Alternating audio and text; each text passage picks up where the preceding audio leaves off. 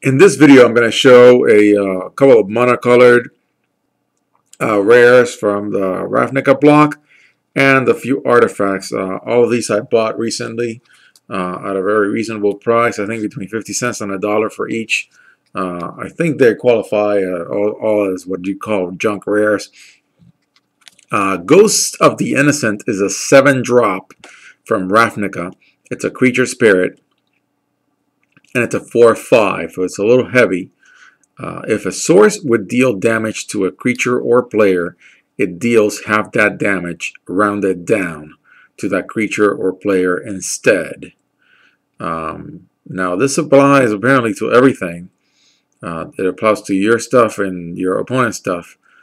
So it really, all this can really do is slow the game down by really reducing the damage that each opponent deals to the other. Or in a multiplayer environment also that would be true.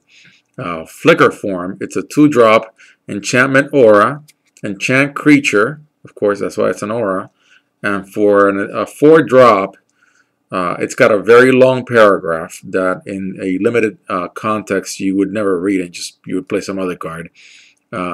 Remove enchanted creature and all auras attached to it from the game. At the end of turn, return that card to play under its owner's control. If you do, return those auras to play under their owner's control, enchanting that creature. Meaning that if this was your creature and you put an aura on it, you could exile it, bring it back at the end of the turn with all its auras. I could see some use for that. Psychic Possession, it's a blue Dissension rare. It's a 4-drop enchantment aura. Enchant opponent. Skip your draw step. Whenever enchanted opponent draws a card, you may draw a card. That's not too bad. Paraelectric Feedback. It's a 4-drop instant from Guildpact, red, of course.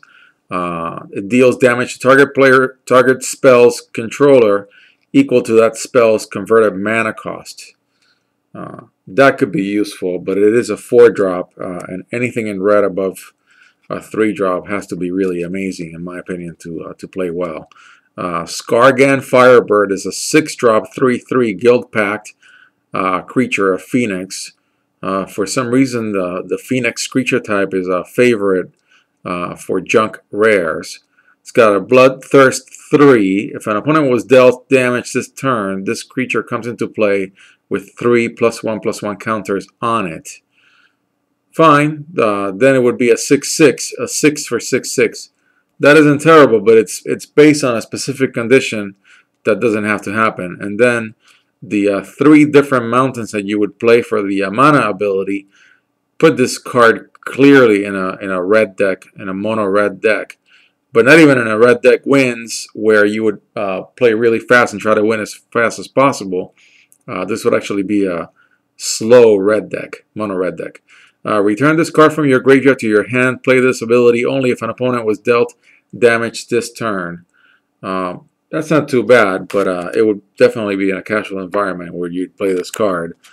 Sprouting Phytohydra is one of the rares that I pulled from a Dissension pack that I opened recently. It's a 5-drop 0/2, so it's a defender, it's a wall. And whenever it's dealt damage, you may put a token into play as a copy of this card. That could be interesting in a casual environment, because you'll be dropping copies of this card. But someone would read the text and not attack it. Rakdos Pit Dragon, it's a 4-drop 3/3. That's not too bad. It's a Dissension dragon. It gains flying until end of turn if you drop 2 more on it. If you drop just 1, it gets +1/+0, and it's got Hellbent, which means that it's got double strike as long as you have no cards in hand. That is reasonable. You know, it's easy to have no cards in hand if you're playing red. Earth Search is a 4-drop enchantment from Guildpact. Each land gets +2/+2 as long as it's a creature. So you'd have to be playing a land that was enchanted to be a creature already. Yeah. Gruul Warplow is an artifact, for a 4-drop artifact. Of course, it's Gruul, so it's red-green, and it's got a mana ability. So the creatures you control have trample. That's really useful even though it's a bit of a heavy drop at 4. For the 3 drop mana ability, it becomes a 4/4 Juggernaut artifact creature until end of turn. That could be useful. Then we've got Sword of the Prunes or Parents, and I've got 2 Rakdos Right Knife. In the case of the sword, it's an equipment from Guildpact. As long as the equipped creature is tapped, tapped creatures you control get +2/+0. As long as equipped creature is tapped, tapped creatures you control get +2/+0. I guess you could drop this as you're attacking, and your opponent wouldn't know it till the last minute. As long as the equipped creature is untapped, untapped creatures you control get +2/+0/+2. So it's a good way to defend with a bunch of creatures. It's a 4-drop, and you gotta equipping it takes 3, but it also has this 3 mana ability: tap or untap equipped creature. That could be useful in a late game, probably in a blue game. Rakdos Right Knife, obviously a Rakdos card. Artifact equipment from Dissension.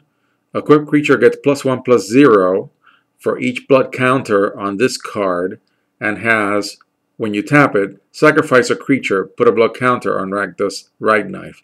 You'd have to have a bunch of little weenies that you don't mind losing, and if you do, then you're putting counters on this thing. The creature gets very little benefit. It's only a +1/+0, and it's a 2-drop, which is reasonable. But then if you play black-red and you sacrifice this card, target player sacrifices a permanent for each blood counter on Rakdos Right Knife, and it takes 2 to equip.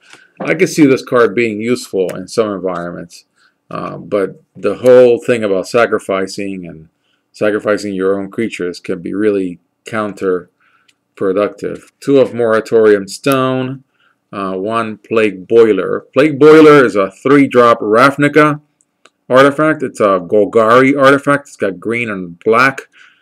At the beginning of your upkeep, put a plague counter on Plague Boiler. So you're putting counters on this thing.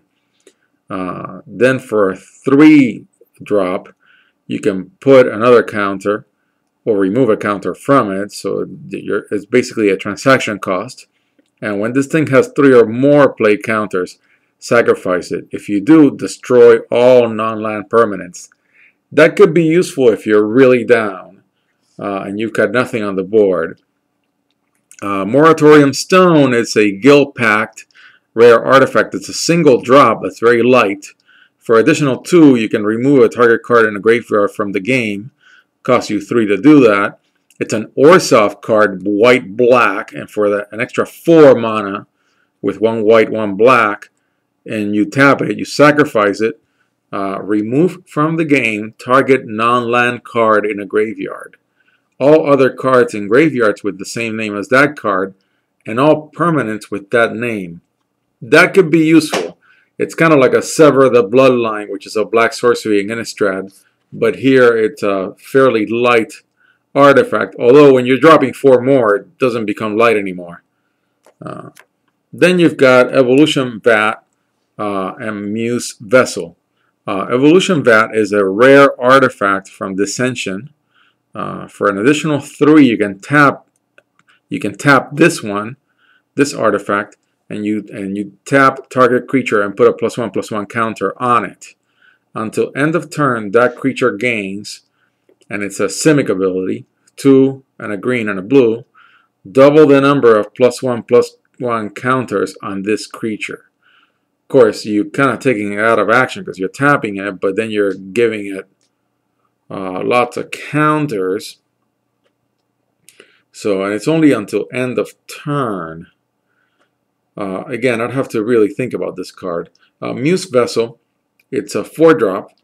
For an additional 3 and tapping it, target player removes a card in his or her hand from the game. Play this ability only any time you could play a sorcery. Then for 1, choose a card removed from the game with Muse Vessel.